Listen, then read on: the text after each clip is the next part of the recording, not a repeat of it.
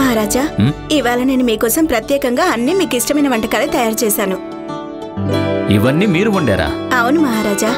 దేవుడి దయ వల్ల ధన్యుణ్ణయ్యాను. చిన్న మహారాణి మా కోసం వంట చేయలేదు, లేదంటే మాకసలు తినాలనిపించేది కాదు. కానీ మహారాజా, ఇదంతా చూసిన తర్వాత అనిపిస్తుంది కదా. ఇది చూసిన తర్వాత అయితే మేము ఆగలేకపోతున్నాము. వెంటనే తినేయాలనిపిస్తుంది. మా నోరు తప్పించిపోతోంది ఈ ఆహారాన్ని రుచి చూసేందుకు. అలాగే మా హృదయం దీన్ని ఆనందంగా స్వీకరించడం కోసం తప్పిస్తోంది, తల్లడిల్లుతోంది. మహారాజా, సరైన సమయంలో వచ్చాను. ఇప్పుడు చూడండి, మహారాజు గారే నన్ను స్వయంగా ఇంటికి ఎలా పంపిస్తారు. రామకృష్ణ పండితుణ్ణి నేను సరైన చోటికి పంపించేశాను. ఇప్పుడు ఆటలో తర్వాత ఎత్తు అనంతని వాళ్ళ ఇంటి నుండి తిరిగి తీసుకురావడం. అయితే గురువుగారు, ఈ అత్యంత ముఖ్యమైన పని కోసం మీరు అసలు ఏం ఆలోచన చేశారు?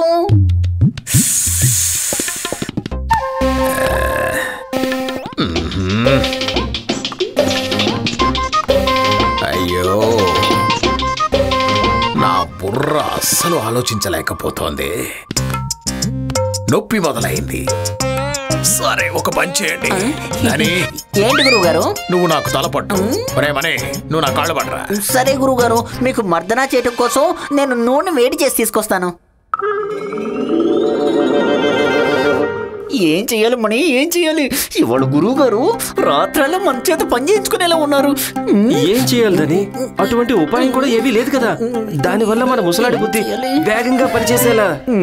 మణి, నాకు గనక వీలైతే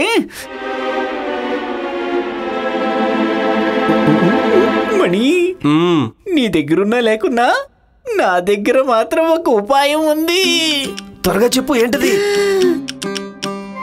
నా ఉపాయం ప్రకారం గురువుగారి బుర్ర పని చేసే పనిని మనం చెయ్యక్కర్లేదు, మరి గురుమాత చేస్తారు. ఇది బాగుంది.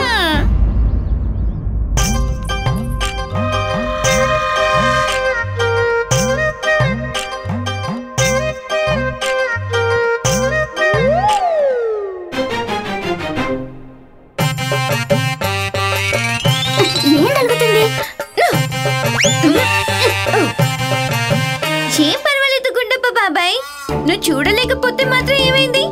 నేను నీకు ప్రత్యక్ష ప్రసారాన్ని వినిపిస్తాను. వెనక పాయసం మరుగుతోంది, ఇక ఎదురుగా ప్రేమికుల ప్రేమ.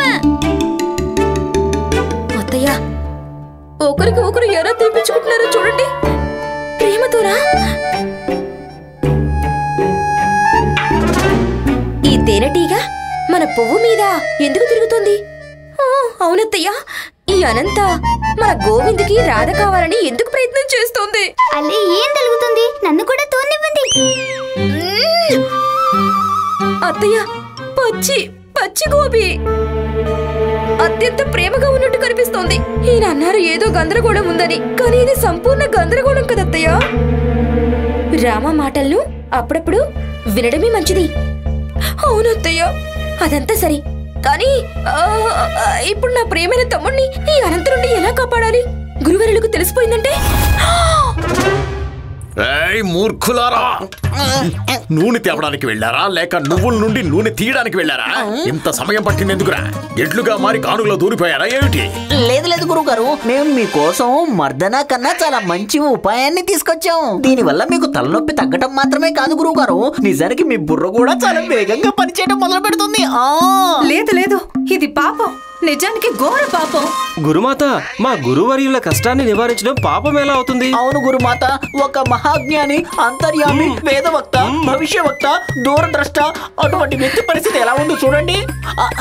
నా ఉద్దేశం, పని చెయ్యని బుర్రను పనిచేసేలా చేయకపోతే వారి గౌరవ మర్యాదలు ఏమవుతాయి? వరుణమాల, ఇది పాపం కాదు, ఇదే పుణ్యం. వీళ్ళు ఏదైతే ఉపాయాన్ని చెప్పారో ఆ ఉపాయాన్ని పాటించి నీ భర్తను ఉద్ధరించు, సరేనా? నేను మీ కళ్ళ ముందు ఆ పని చెయ్యలేను స్వామి. సరే, అయితే నేను నా కళ్ళని మూసుకుంటాను. ఇది బాగుంది. ఇప్పుడు అసలు అవును, కానీ ఉపాయాన్ని అమలు పరచు. అలాగే స్వామి. ఇదిగోండి గురుమాత.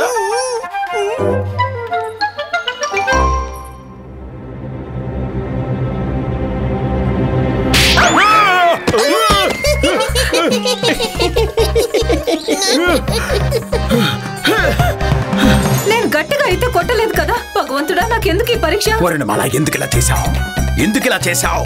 ఎందుకంటే వీరిద్దరే నాకు ఈ ఉపాయాన్ని చెప్పారు. గురువుగారు, అదేంటంటే మాకెంతో గొప్పవారు మహాత్ములైన విద్వాంసులు పండితులు ఈ ఉపాయాన్ని చెప్పారు. దాన్ని మేము గురుమాతకు వివరించాం. రే మూర్ఖులారా, నాకు ప్రతి వస్తువు ప్రతి వ్యక్తి నాలుగు కనిపిస్తున్నాయిరా. భలే, పండితులు గారు ఇది కూడా చెప్పారు, 4 రెట్లు ఎక్కువగా బుర్ర పని చేస్తుంది అని. అది ఇప్పుడు మొదలైపోయింది. మూర్ఖులారా, కానీ నాకు తలనొప్పి అయితే పూర్తిగా తగ్గిపోయిందే.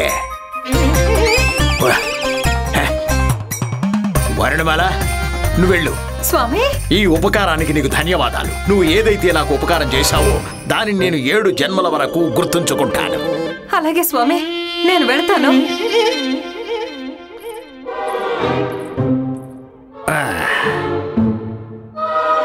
ఇక ఈ రామకృష్ణ పండితుడు నన్ను ఏమీ చేయలేడు. నేను మొదటి ఎత్తును ఎలాగైతే పూర్తి చేశానో అదే విధంగా రెండో ఎత్తును కూడా పూర్తి చేస్తాను. అద్భుతం, అద్భుతం. అయితే మీరు తయారు చేసిన ఈ వంటకాలలో మొదటిగా ఇది తీసుకుంటాను. దీన్ని ముందుగా మేము ప్రేమపూర్వకంగా ముందు పులుసులో ముంచుతాము, తరువాత ప్రేమపూర్వకంగా పప్పులో ముంచుతాము, ఆ తర్వాత కొంచెం పచ్చడిలో. ఆహాహాహా, దీన్ని చూస్తూ ఉంటే నోరు ఊరిపోతుంది. ఒక్క నిమిషం మహారాజా. ఏమైంది? ఒక్క నిమిషం.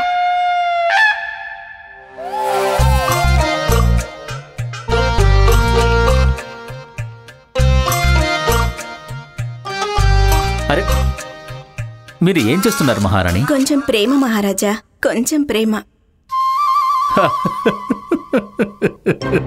అద్భుతం, అద్భుతం. తినమంటారా? తినండి మహారాజా. మహారాజా, పండిత రామకృష్ణ, ఏమైంది? పని పూర్తయిందా లేదా? మీరు లెక్కలన్నీ సరిగ్గా చూసారా ఖాతా పుస్తకాల్లో? అది మహారాజా, అది మహారాజా అంటారేంటి పండిత రామకృష్ణ? మేము అడుగుతున్నాం కదా, పని పూర్తయిందా లేదా? మీకు లెక్కల పుస్తకంలో తప్పు కనిపించిందా? కలమ్మా కలం లభించట్లేదు మహారాజా. కలం లభించలేదా పండిత రామకృష్ణ? మీ వద్ద ఏమైనా ఉందా మహారాజా? పండిత రామకృష్ణ, తుళ్వవంశ మహారాజులం మేము ఖడ్గాన్ని ఎత్తుతాము. కలం మా వద్ద ఎందుకుంటుంది పండిత రామకృష్ణ? మా వద్ద ఎందుకుంటుంది కలం? కానీ అది నేను కలం లేకుండా మహారాజా ఎలా లెక్కలు? మహారాణి చిన్నాదేవి, ఏంటి మహారాజా? మీరు మాకు ఎన్నో ప్రేమలేఖలు రాసేవారు కదా? అవును మహారాజా. మరైతే మీ వద్ద కలం ఉంటుంది కదా? ఉంది మహారాజా. ఎక్కడుందా కలం? దాన్ని నేను ఒక చిన్న పెట్టెలో దాచిపెట్టుంచాను. చిన్న పెట్టెలో ఉంటుంది. వెళ్ళండి, వెళ్ళి అక్కడికి వెళ్ళి తీసుకోండి. మా రుచికరమైన భోజనం. మహారాణి చిన్నాదేవి, మళ్ళీ ఒకసారి దీని మీద మీరు మీ ప్రేమని కురిపిస్తే.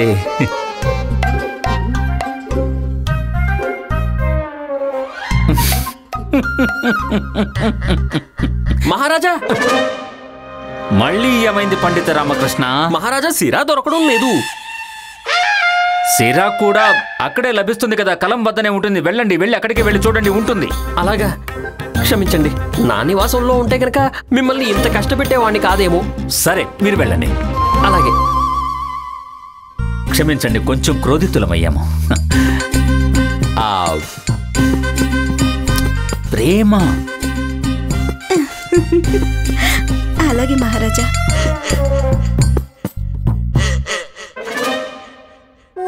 అద్భుతం. మహారాజా, మహారాజా, ఏమైంది పండిత రామకృష్ణ? క్షమించాలి. ఒక తెల్లటి పత్రం ఏమైనా లభిస్తుందా లెక్కలు రాయడం కోసం? తెల్లటి పత్రం కూడా అక్కడే ఉంటుంది పండిత రామకృష్ణ. మీరు మళ్ళీ ఇక్కడికి రాకండి, వెళ్ళండి, అక్కడే ఉండండి. అలాగే, అలాగే. మహారాజా, క్షమించాలి. నన్ను నా నివాసంలో ఉండుంటే అన్నీ నేనే వెతుక్కొని మిమ్మల్ని కష్టపెట్టేవాడినే కాదు. సరే సరే, ఇక మీరు వెళ్ళండి, అక్కడే ఎక్కడ ఉంటుంది. అలాగే. మహారాజా, భోజనం మొదలు పెట్టండి. ఇక పండిత రామకృష్ణ తిరిగి రారు. ఖచ్చితంగా రారా? అవును మహారాజా, మొదలు పెట్టండి. అలాగే.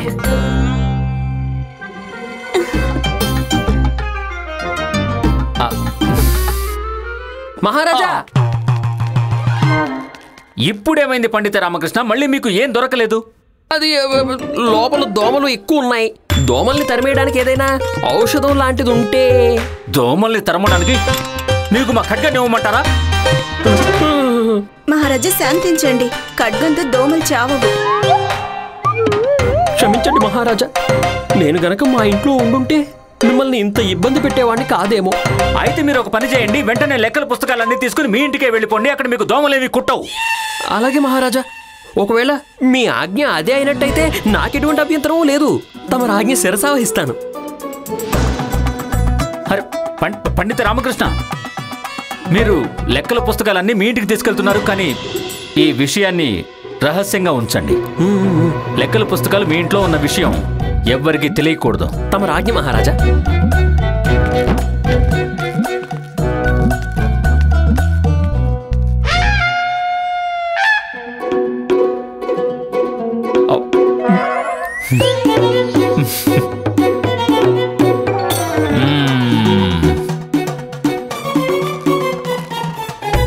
మొదటి ఎత్తు పూర్తయింది, ఇప్పుడు రెండవ ఎత్తు.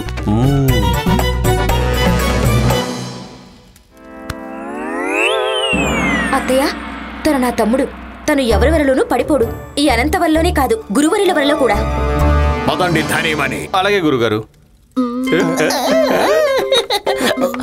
గురుగారు అటు కాదు, అటు. గురుగారు ఇటు కాదు, అటు గురుగారు. గురుగారు ఇటు కాదు, అటు గురుగారు. కాదు. అటు కాదు ఇటు కాదు. పడిపోయారు గురుగారు. నా బుర్ర నాలుగు రెట్లు పని చేస్తోంది. రామకృష్ణ పండితుడు కాదు కదా, ఎవ్వరూ నన్ను ఆపలేరు.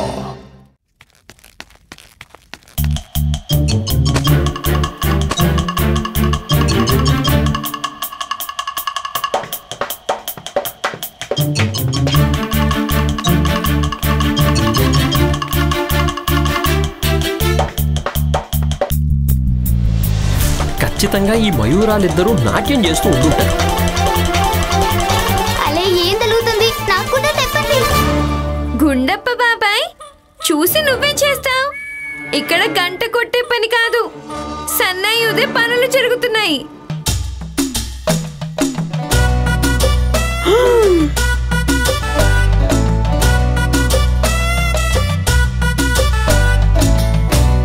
ఈ మయూరి నాట్యం ఆడించడమే కాదు, ప్రదక్షిణలు కూడా చేయించేలా ఉందిగా. అలే ఏం తెలుగుతుందో ఎవరైనా నాకు కాస్త ఇబ్బంది. గుర్తుందా, ప్రదక్షిణలు చేసేటప్పుడు నువ్వు నాకేమైనా ఇవ్వాల్సి ఉంటుంది. నీకు ఏమివ్వాలి ప్రియా? చెప్పు. ప్రదక్షిణాలతో నీకేమివ్వాలి? కత్తి కాదు. అయితే కత్తిపీట? కత్తిపీట కాదు నా అమాయకపు గోవిందు. ప్రమాణం, నాకు ప్రమాణం చెయ్యాలి. కానీ ప్రమాణం ఎలా చేస్తారు? నోటితో. నోటితో అయితే కేవలం ఇలా ఇలా పొయ్యి వెలిగించడానికి నాకు ఊదడం మాత్రమే వచ్చు. ఏం పర్వాలేదు, నేను నేర్పిస్తాను కదా. ఇప్పుడు నేను ఏదైతే చెప్తానో దానికి ముందు నేను ప్రమాణం చేస్తున్నాను అని తగిలించేయండి. నేను ప్రమాణం చేస్తున్నాను. అరే ముందు నన్ను ఏమైనా మాట్లాడి నువ్వు. నేను మాటిస్తున్నాను. ఇంకా ఏమేం నేర్పిస్తుందో ఏమిటో, నాకు వీళ్ళ నాపడానికి సిగ్గుగా అనిపిస్తోంది. నాన్న, నా అన్నప్రాసన కోసం ఏర్పాట్లు మొదలుపెట్టి వాతావరణం వీళ్ళ పెళ్లి వైపుకి మళ్ళీపోయింది. ఇదంతా మంచిది కాదు నాన్న. ఇలా జరగడం అస్సలు మంచిది కాదు. ఇదిగో శారదాదేవి, వెళ్ళి వాళ్ళని ఆపొచ్చుగా. నేనెందుకు? మీరు ఆపండి. అమ్మా నువ్వు వెళ్ళు. నేనెళ్ళి ఆపనా?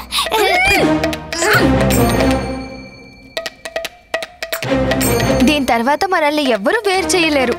మరి చెప్పు, 7 ప్రమాణాలు చేయడానికి సిద్ధంగా ఉన్నావు కదా?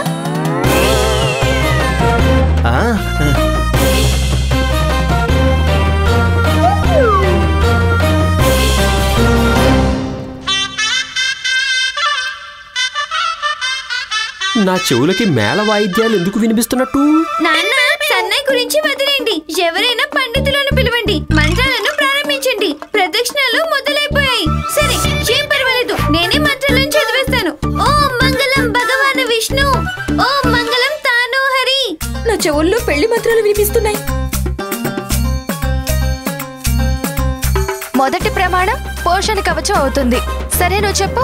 నువ్వు నాకు ప్రతిరోజు మంచి మంచి వంటలు చేసి తినిపిస్తావు అని. నేను నీకు ప్రమాణం చేస్తున్నాను. నేను నీకు ప్రతిరోజు మంచి వంటలు చేసి తినిపిస్తాను. ఇక ఆపడం వల్ల ఎటువంటి ప్రయోజనం ఉండదు నాన్న. మొదటి ప్రదక్షిణ సంపన్నమైంది.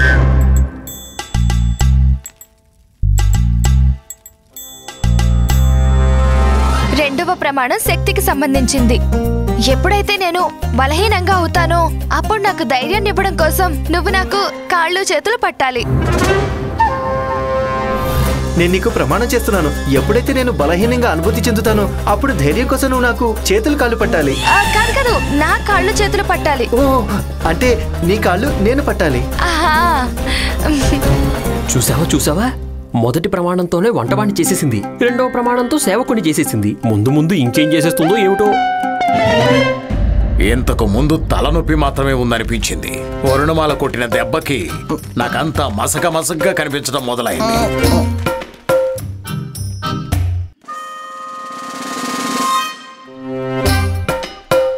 నాకిక్కడ 2 దారులు కనిపిస్తున్నాయేంటి?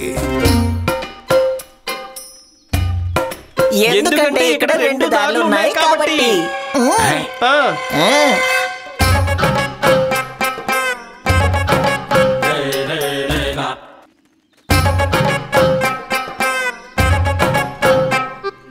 నాకిక్కడ 4 వైపులా 4 దారులు కనిపిస్తున్నాయి. ఎందుకు? ఎందుకంటే మీ బుద్ధి భ్రష్టు పట్టేసింది కాబట్టి. అది నిజమే. మీ బుద్ధి స్పష్టంగా అయిపోయింది, అది కూడా 4 రెట్లు. నాతో పాటు రండి, రామకృష్ణ పండితుడికి బుద్ధి చెప్పడానికి. కానీ గురువు గారు, పండిత రామకృష్ణుల వారి నివాసం ఈ దిక్కున లేదు కదా, ఆ దిక్కునుంది. అక్కడుంది. ఎక్కడుంది గురువు గారు? ఎక్కడుంది? మూర్ఖులారా, గురువు ఎవరు? ఎవరు సరిగ్గా చెప్తున్నారు? మీరా? మీరే. నేను సరిగ్గా చెప్తున్నాను. మూర్ఖులారా, ఇప్పటికే నేను మీ ఇద్దరి కారణంగా చాలా విసిగిపోయాను. ఇక నాతో పాటు రండి, కాస్త వేగాన్ని పెంచండి, పదండి. తర్వాతి ప్రమాణం నువ్వు చెయ్యి. కన్యలు కూడా ప్రమాణం చేయాలి కదా. లేదు లేదు, ఈ కాలంలో కన్యలకు ప్రమాణం చేయాల్సిన అవసరం ఏమాత్రం ఉండదు. కన్యలు పురుషుల వద్ద ప్రమాణం తీసుకుంటారంతే. ఇక తర్వాతి ప్రమాణం ధన సమృద్ధికి చెందింది. నువ్వెంత సంపాదించినా దాంట్లో ప్రతి రూపాయి సంబంధించిన లెక్క నీకు చెప్పేయాలి. లేదు లేదు, నాకు నీ సంపాదనకు సంబంధించిన లెక్కలు అవసరం లేదు. నిజానికి నాకు నీ సంపాదన కావాలి. నేను నీకు మాటిస్తున్నాను, నేను సంపాదించిన ప్రతి రూపాయి నేను నీకే ఇవ్వడు.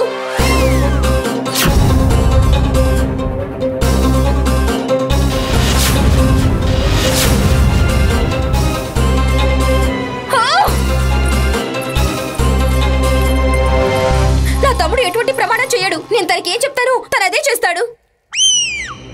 అవునక్క, నువ్వు ఏది చెప్తే నేను అదే చేస్తాను.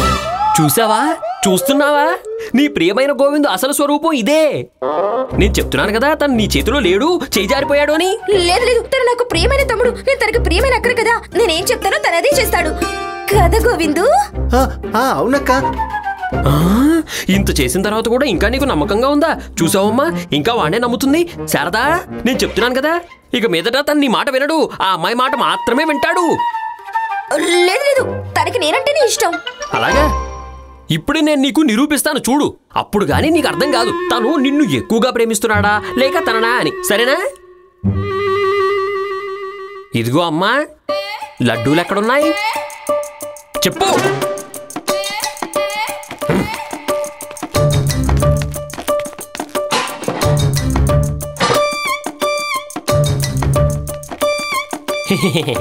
గోవిందు, నీకెవరైతే అందరికంటే ఎక్కువ ఇష్టమో ముందుగా నువ్వు వారికి లడ్డు తినిపించాలి. ఇదిగో తినిపించు. చూడు గోవిందు, నువ్వు అందరికంటే ఎవరిని ఎక్కువగా ఇష్టపడుతున్నావో, ఎవరి మాట నువ్వు వింటావో వాళ్ళకి తినిపించు. సరేనా? ఏంటక్క నువ్వు ఎందుకులా మాట్లాడుతున్నావు? నాకు అందరికంటే ఎక్కువగా నువ్వంటేనే ఇష్టం, నువ్వంటేనే. ఇక అందుకనే అందరికంటే ముందు లడ్డు నీకే తినిపిస్తాను.